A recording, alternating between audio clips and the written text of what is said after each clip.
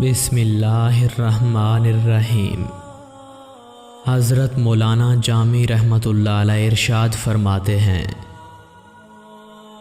ان احوال میں مولانا جامی کے عشق کے حوالے سے جتنے بھی باتیں ہیں عشق حقیقی سے متعلق ہیں۔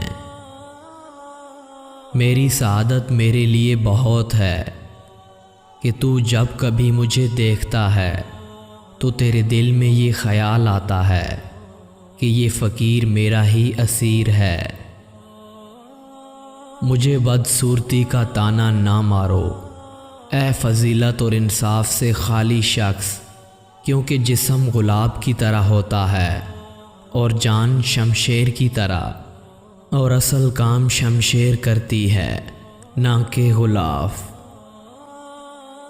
اگر میں تیرے عشق کی آگ اور پانی میں ڈوبا ہوا نہیں ہوں تو پھر میرا یہ آگ سے بھرا سینہ اور آنسوں سے بھری آنکھیں کیا ہیں؟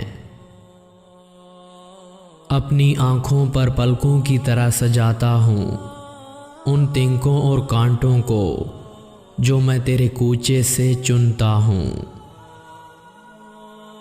ہر ایک عشق اپنے محبوب کے روبرو ہے، میں غمگین کیوں ہوں، میرا غم گسار کہاں ہے؟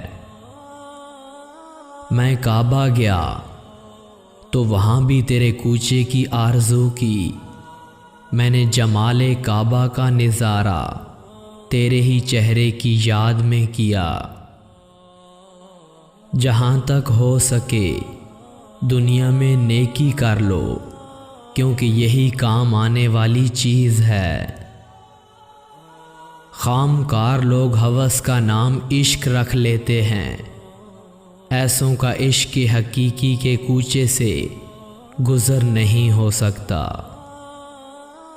اے جامی، تیرے رونے سے تیرے دل کا سوز اور درد نہیں جائے گا، جیسے بارش سے لالا کے پھول کے دل کا داغ نہیں دھلتا۔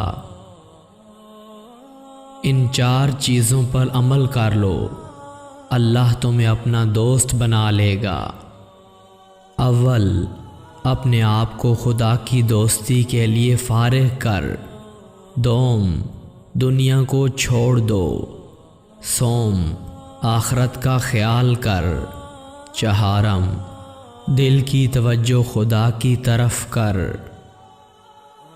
گلاب نے لگا کر آپ صلی اللہ علیہ وآلہ وسلم کے چہرے سے سیکھی ہے، بلبل نے شیریں کلامی آپ صلی اللہ علیہ وآلہ وسلم سے سیکھی ہے۔